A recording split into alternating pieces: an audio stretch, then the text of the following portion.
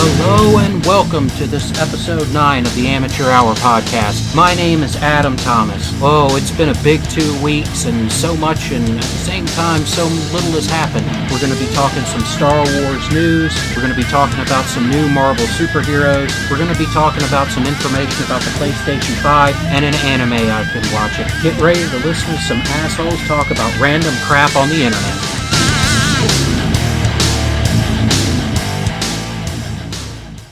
So, one of the first things I wanted to go over was some changes I've been thinking about making to the show. I thought instead of kind of digesting everything into one podcast that I would break things out and kind of post more videos, more opinion pieces on things as they come out, instead of waiting to do an entire week's worth of things all at once. Then I would take the different things that I talk about and kind of condense them down into the hour-long podcast so that the podcast is a collection of everything that I've talked about for the week. That way you can kind of click on what you want and listen to it, or if you're at the gym, if you're walking, if you're working, whatever, and you just want to listen to the entire thing all at once, you can click on that and get the entire show. It's not something I'm going to commit to yet, but I think I'm going to work on it. I'm going to go through and kind of select out some of the better pieces from some of the shows that I've already done and get those up under their respective subjects, and then like I said, the weekly podcast will be a few extra bits and pieces in there and more of a digest of everything that's happened throughout the week. So there's been some Star Wars news I wanted to talk about. According to sci-fi.com, The Mandalorian Season 2 has officially cast Rosario Dawson as Ahsoka Tano. Now, I have mixed feelings about this. I don't really know that much about Rosario Dawson. I looked her up. She somewhat resembles Ahsoka Tano. I looked up some of her filmography, and I've seen some of the movies that she's been in, but honestly, I just don't remember her. So, I can't speak too much on her acting skills, but at least she somewhat resembles Ahsoka Tano. Now, I did look things up. Ahsoka Tano at the time of The Mandalorian, which is set 9 ABY. Ahsoka Tano was born 36 BBY, so she'd be about 45 at the time of The Mandalorian. Assuming that there's no big time skip between The Mandalorian Season 1 and Season 2, Ahsoka Tano would be 45. I went on Wikipedia and looked up information on Ahsoka Tano's race, the Togruta. According to Wikipedia, the average lifespan of a Togruta is about 100 years. In the Star Wars universe, that puts them on about the same footing as a human. So, assuming no strange racial aging quirks, that would put Rosario Dawson right around the same age as Ahsoka. Rosario Dawson is 40, so that's a pretty good fit. One of the concerns that I have, though, is the voice.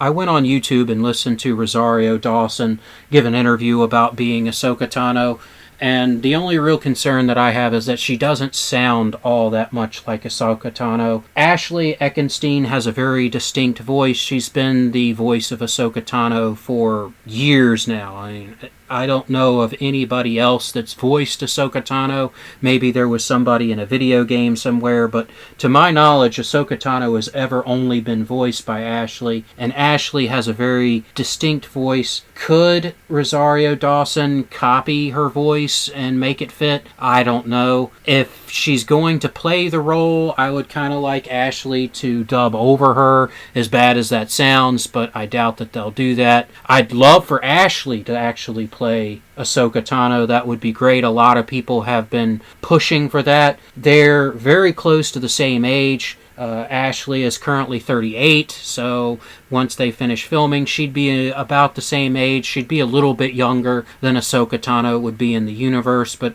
I'm sure they could work with that somehow. I will say that Rosario Dawson does resemble Ahsoka Tano maybe a little bit more, but I'm with the fans on this. I would really rather see them cast Ashley Eckstein. That way we really get the voice, or maybe if she can do the voiceover work for it. All in all, I think it's not a bad choice. Is it the perfect choice? Maybe not. Nobody else really comes to mind right off the top of my head. I do like how Star Wars has a tendency to go out and find unknowns to play their part. Maybe there's an unknown actress out there that would be a great fit for Ahsoka Tano. But all in all, I think it's not a bad choice. It really shows that Dave Filoni and Favreau are really working to give the fans what they want. So, going from one side of Disney to the other, now we have to go look at Marvel Comics.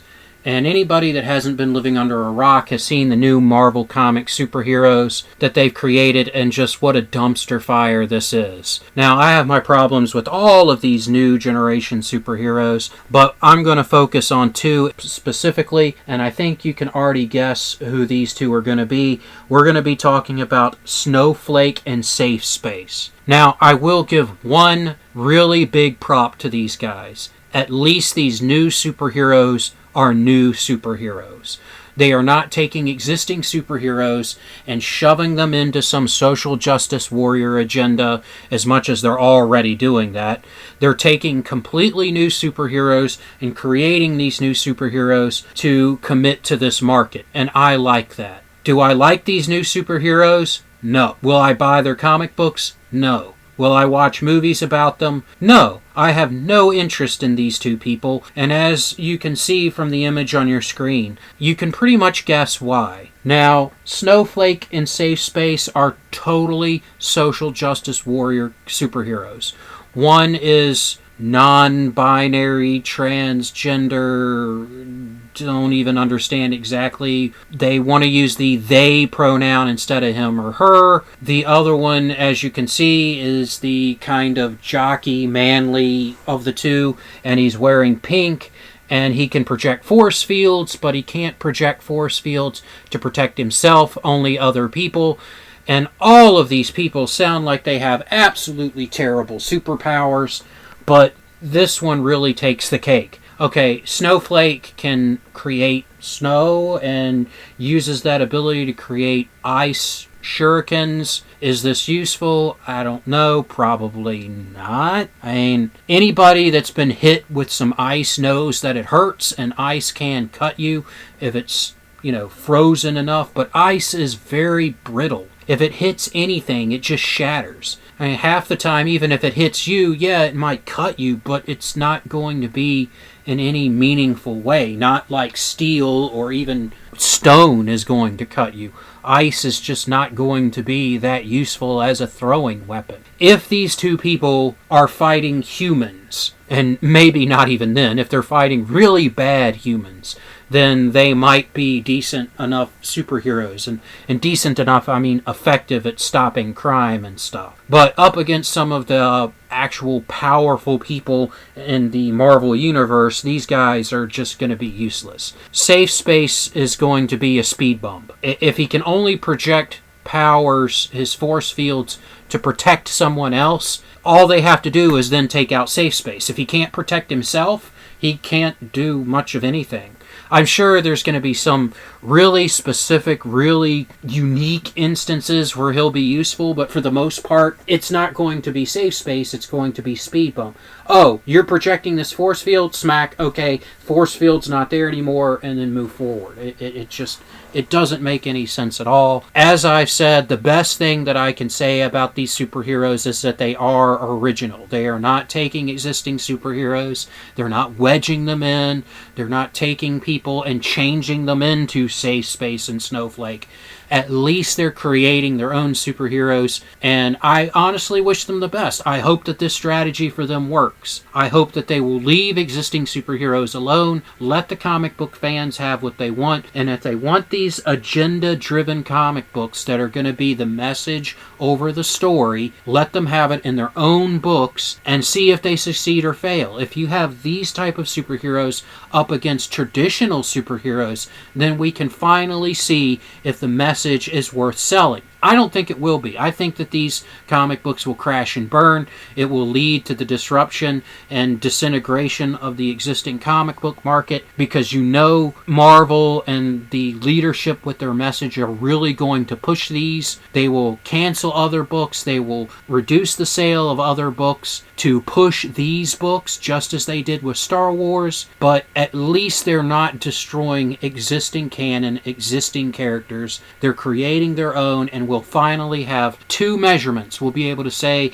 these are the existing superheroes, these are your new social justice warrior superheroes, and we'll be able to measure the effectiveness in the terms of sales of traditional superhero stories and these new agenda-driven social justice warrior superheroes. So at least that's got it going for it, as bad as everything else may be.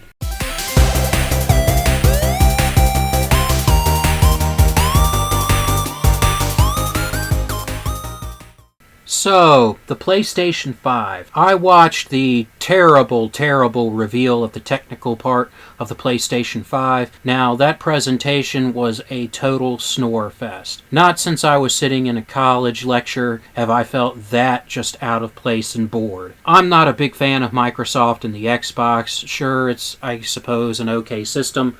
I've just been a Nintendo and a Sony fanboy going back with Nintendo as far as the original NES. It was Sony. I was torn between the N64 and the Sony PlayStation when it first came out. GoldenEye 007 convinced me to invest in the N64, and then Final Fantasy convinced me to go out and get a used PlayStation 1. And once I got that PlayStation 1, aside from some shooter games and Zelda, I really didn't play the N64 anymore. So Sony has really, in a way, supplanted being my favorite of the consoles, even over Nintendo, though I still hold Nintendo close to my heart. But watching that press conference, you can really tell the difference. I didn't watch the Xbox presentation all the way through. It was neat, it was interesting, it was fun, and it did successfully get me somewhat excited for the upcoming Xbox Series X. But oh my god, the PlayStation presentation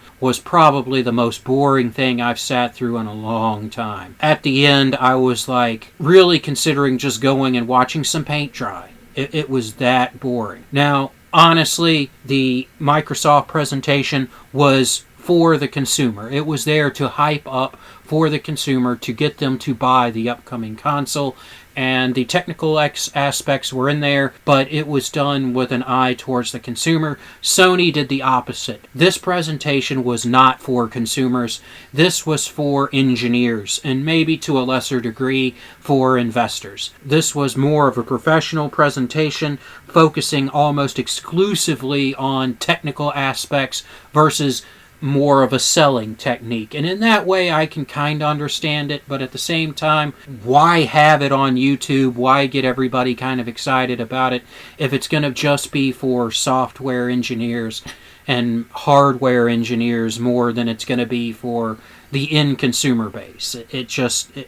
And that terrible graphic of the fake audience up front. Oh, come on. Just get that out of the way. We know those aren't real people. Just move that and just have the person standing at the pedestal if it's just going to be a regular presentation. It was just bad all the way around, but at least we got some interesting specifics out of it. Again, I'm not super technical guy. I'm not going to break all this down.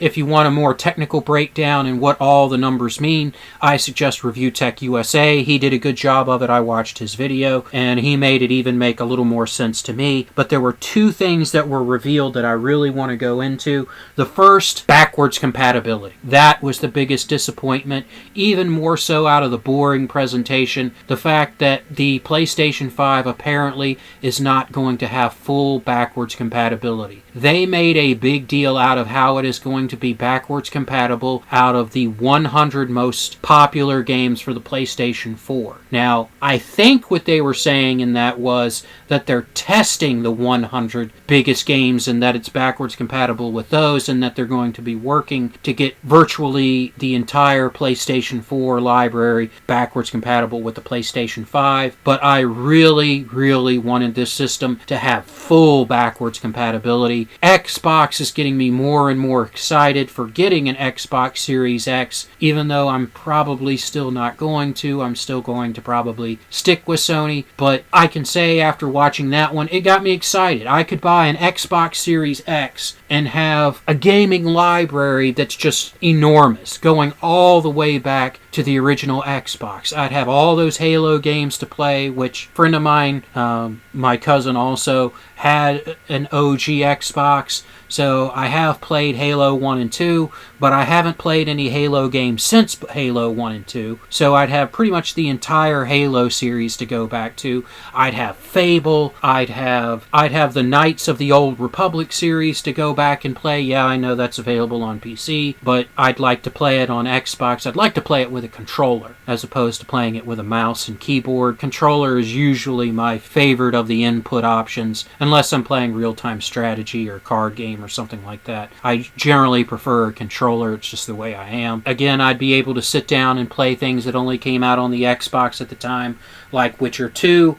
I'd be able to sit down and play some Microsoft exclusives. I never went back and I played Perfect Dark for the N64. I never played the one for Xbox 360, and I've been told that game is terrible, but I'd honestly like to go back and play it, and it's only like $3 or something like that. That's another thing. With having the entire Xbox library available, I'd be able to have a massive collection of games for like nothing. You can go back and get original Xbox games, a lot of them for $5, $10. You can get Xbox 360 games right now for $2, $3, $4. I mean, there's a few that are $20 or $25, but for the most part, they're all cheap. The Xbox One games will be cheap as soon as the Xbox Series X drops. So it would have a huge library of games that I could just go back and enjoy for literally pennies on the dollar. I was really, really hoping that the PlayStation 5 would have full backwards compatibility, but honestly, I was talking with a friend about it, and he said, look, there's no reason for them to do that. And sadly, I think that's the case. Sony wants to sell all of these old games again on the PlayStation Network. Why make it so that my PlayStation 1, PlayStation 2, PlayStation 3 discs will work in the new system when they can just go back and sell those games again? Even though I have the discs sitting there, they can honestly put forward and say, we know people are going to buy Symphony of the Night again. We know people are going to buy Final Fantasy again. We know people are going to buy all of these different games again. Why not just have that option to sell them instead of doing all of this engineering and putting it into the system? Especially since the fan base that want to play Madden, fan base that want to play Call of Duty, it's easier to market to those people and say, here's your system, here's the cheapest we can make it, go play with your friends, you're going to buy these games, as opposed to trying to have the system cost probably quite a bit more money and have a much smaller group of people that are going to be pleased, that are collectors, that have this. So sadly, I understand the business aspect of it. It doesn't make me happy. And I'm hoping that Sony will create another PlayStation 5, and there will be the base model and the premium edition. And the base model will have the solid state drive. It'll be cheaper. It'll be at a lower price point. And then the premium system will have perhaps 2 solid state drives or a hybrid drive, or somehow more storage space, and we'll have full backwards compatibility going all the way back to PlayStation 1. I hope that's how they do it. I'd be willing to pay a couple $100 more for full backwards compatibility. It would let me free up space. Instead of having 800 HDMI cables and AV cables and all these other cables, I would just have one system that I could play everything on. It would let me worry less about finding working controllers and peripherals. It would just solve a lot of problems to enjoy these older games. And honestly, I don't like buying the same game over and over and over. I already paid the money for it. I don't want to have to go on and buy yet another copy of Symphony of the Night, to have the physical copy, to have the copy on the PlayStation 3, a copy on the PlayStation 4, a copy on the PlayStation 5. This is ridiculous. Will they do it? I don't know. I don't think so.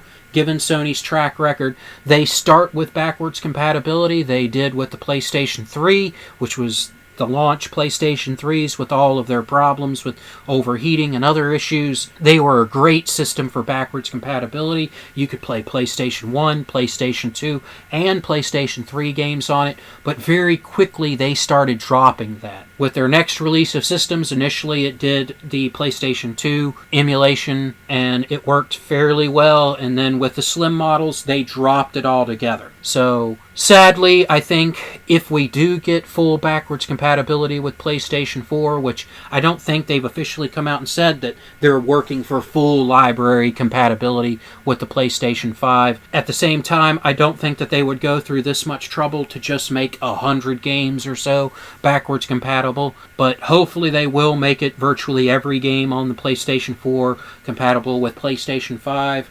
And I think that's the best we're ever going to get. And as soon as they come out with a PlayStation 5 Slim or second model or however they want to call it, not mid-generation refresh, I hope we don't get one of those. I hope that the PlayStation 5 won't immediately go and a few years later have a higher technical system. But you know that they're going to come out with a Slim version or something like that. That's probably when we're going to lose PlayStation 4 backwards compatibility, and we probably won't see any PlayStation 3, PlayStation 2, or PlayStation 1 backwards compatibility. Oh, I still hope that they do, but somehow I just don't think that they will. The other big news that came out of that press conference is, and I think this will be a system seller, is that the transfer speed of the solid-state drive in the PlayStation 5 is going to basically be double that of the data transfer speed of the Xbox Series X. What does that mean? That means that games will load twice as fast as on the Xbox Series X.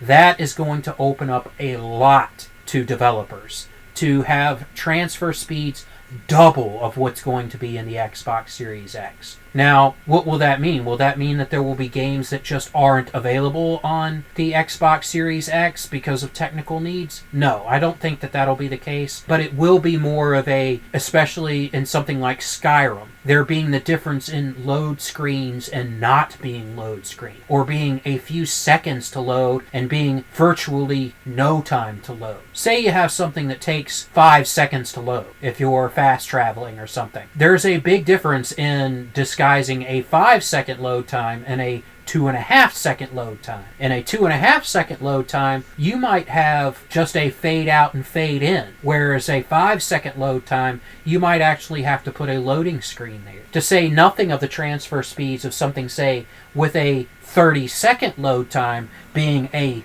15-second load time. That's going to be a big difference. And I think that will be a system seller. If you can honestly say, hey, look at this game load up, boom! You know, that's going to be a big difference, and I think that will be a system seller. But I can say that, honestly, Sony is doing very, very little to get someone like me excited for the PlayStation 5. We haven't seen any gameplay of it, really even any pre-rendered tech demo or anything with it. I can remember when the PlayStation 3 was coming out, and they had tech demos, they had different things that were getting people excited about it. Same thing kind of with PlayStation 4.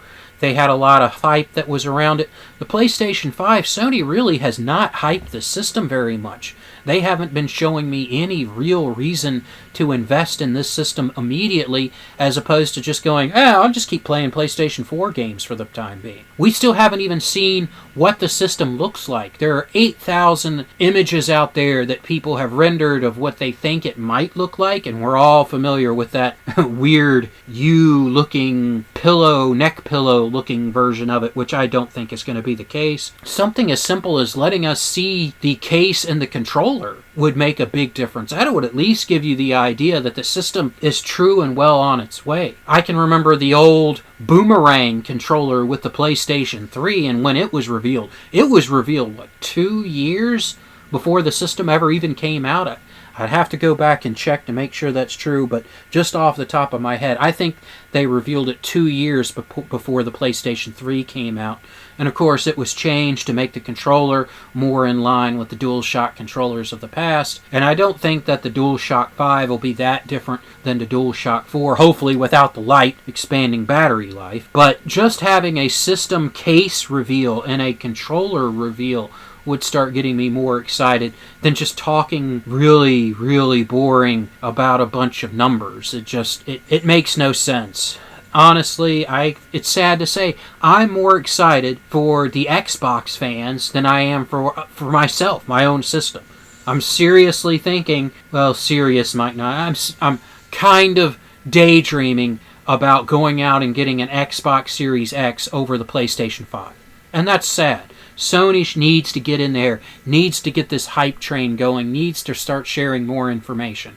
And please, Sony, if you ever listen to anything I say, which you won't, but please, Sony, put out, even if it's limited edition, and as bad as that's going to be with scalpers, put out an edition of the system, a premium edition of the system that's backwards compatible. That'll work with the old library of games, and I understand if it's not 100% backwards compatible, if it's not, there's like some light gun games or something that doesn't work for it. But if you can get up in there into the 99% compatible or the 90% compatible, 95, even 85, somewhere in that high percentage of compatible rate, have a premium edition that is a little bit more expensive, then go for it.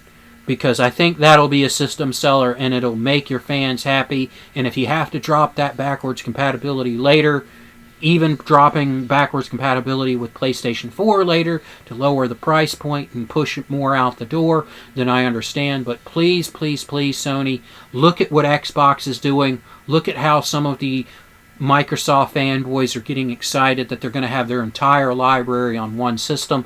Learn from that and use that as part of your hype train to sell the system. Now, as I was researching to actually sit down and record this, Review Tech USA released a video showing that apparently there's been a leak from a Canadian retailer called Play and Trade saying that the PlayStation 5 is going to cost $600 Canadian, which is going to be about $400 US. If that's the case, and we're looking at a $500 Xbox Series X and a $400 PlayStation 4, that also could be a big system seller. Faster load times, lower price point, less backwards compatibility, but still backwards compatible with PlayStation 4. I think that will be a big problem for Xbox Series X if they're in that $500 price range. If they're not, if they're in the $450, $400, I don't think that's going to be that big of a difference. How credible do I think that this $400 price point is? I don't think it's very credible. Would it be great if it is? Oh yes, I think it would be wonderful. But just the solid state drive alone is going to cost Sony about half of that. So unless Sony is going to sell the PlayStation 5 at something of a major loss, losing $100 on each sale of the console, somewhere around in that figure, I don't think that's going to be the price point. I think it's going to be up near $500. Maybe, perhaps there's some type of Black Friday sale or early release or some version of it. Now, it might make sense if there's a $400 edition of the system that's maybe not backwards compatible, that is a baseline system, and maybe there's a $600 premium version of the system, then that might make a little bit more sense. But to have the PlayStation 5 with the statistics as we have it and having a $400 price point, unless they got one hell of a deal somewhere on some of these components, I just don't see that happening. Hey, bravo if they manage to do it, and that will get me a little bit more hyped for a $400 PlayStation 5 as opposed to a $500 PlayStation 5 if I only have the one choice. But hey, with the cost of these components, I just honestly don't see it happening. I think that the PlayStation 5 and Xbox Series X are both going to be up in the $500, $450, $550, probably $500 price range.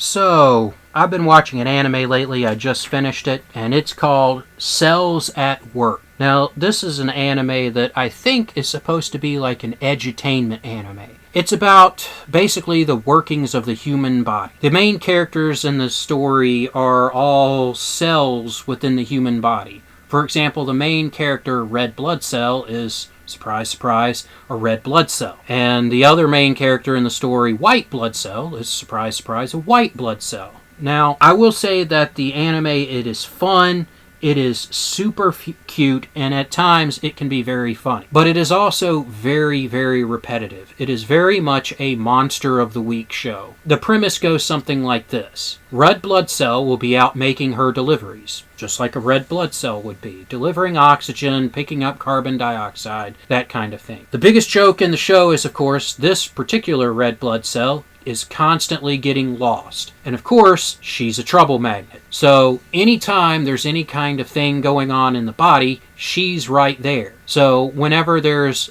a germ, bacteria, virus, whatever, comes into the show, which is always drawn as some sort of monster, she is, of course, right there in the middle of it. Now, her friend, White Blood Cell, is similarly always a trouble magnet. He's there to kill the invading virus or bacteria or whatever. It's the same jokes, same basic formula every week. Is there anything wrong with that? No, not really. It's fun, it's entertaining, and it doesn't overstay its welcome. It doesn't run for 50 episodes doing the same thing over and over again. It has its couple episodes and then it's over. Now, one of the real big selling points of the show, I'll say, is just how cute it is. The girls are all cute, and all of the cells are very strangely portrayed. And, for example, platelets are cute little girls, and they play up how cute these little girls are the entire time. The monsters are of bacteria and such are well done. They're real basic. They're nothing spectacular. I think they should be much more terrifying, but then again, like I said, this show is almost like a kid's show. It has enough in it that I think that it is literally designed to teach children about the human body in a way that will get their mind kind of off of it, in that there's funny jokes, cute characters, and strangely bloody battles, and try to push this information to them. If I had one big criticism of the show, which I'm not a doctor, at some point if I do review this show completely, I do have doctors in my family. I'm going to try to get one of them to sit down and watch it with me and tell me how correct all this science is, because as a layman, look, I've studied a little bit about everything, but medicine is not one of the things that I know a whole lot about. So everything sounds legitimate to me just from what I can remember of middle school and high school biology. So everything sounds legitimate to me, but I'd like to have a professional look at it and say, yes, this is, all of the science that they're presenting is correct. If that's the case, I think it would be a good show to show people, except they go into a lot of detail and use a lot of scientific terms that I don't think would play so well with using it as pure edutainment. To me, I think that it's a better show for just being a Monster of the Week that happens to have these educational elements to it, and I wish more shows would do that.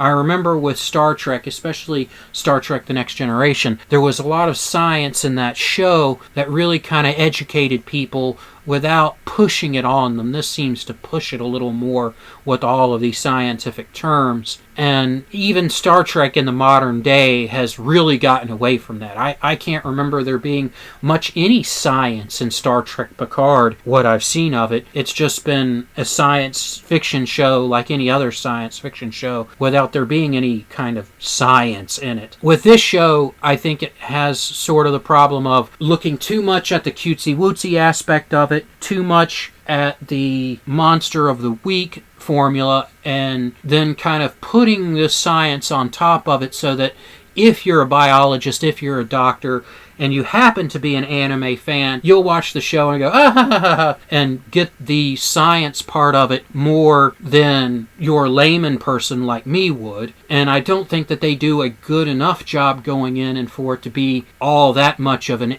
edutainment show. So I think there's some possibility there. I think there was some wasted potential there. I still think that it's a good show. Even though it was repetitive, even though there wasn't a whole lot into it for me, it still managed to keep my attention for all of its episodes, and it didn't outstay its welcome. It was short enough so that once it did start getting repetitive, the show was almost over. You were able to kind of slog through the rest of it, and I don't want to give you any real spoilers for the ending, but there was a funny ending joke that I really enjoyed in the final episode, so that was a positive. So all in all, I would say if you can get it at a fair price, which with it being Amniplex, you're probably not going to be able to get it at a fair price.